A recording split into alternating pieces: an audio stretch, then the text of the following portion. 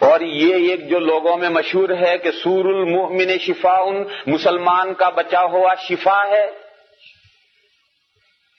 سور المؤمن مانے مسلمان کا بچا ہوا، مسلمان نے کھایا اس میں سے بچ گیا، مسلمان نے پیا اس میں سے بچ گیا، یہ کھانے پینے سے بچا ہوا، یہ شفا ہے.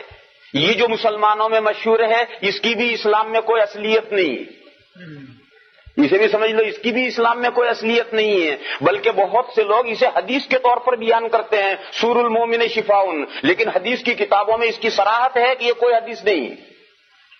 حدیث کی کتابوں میں جو گھڑی ہوئی حدیثوں کی ہیں اس کے لیے کتابیں الگ ہیں، انہوں نے بتلایا کہ یہ حدیثیں گھڑی ہوئی ہیں، وہ موضوعات کی کتابیں کہلاتی ہیں. تو موضوعات کی کتابوں میں یہ صراحت ہے کہ سور المؤمن شفاء، اس حدیث کی کوئی اصل نہیں، یعنی یہ حضور کا ارشاد نہیں. لہذا یہ تصور بھی اسلامی نہیں ہے کہ کسی کا بچا ہوا جو ہے اس کو استعمال کرنا ہی چاہیے، وہ شفا ہے، نہیں، یہ کوئی نہیں. دیکھو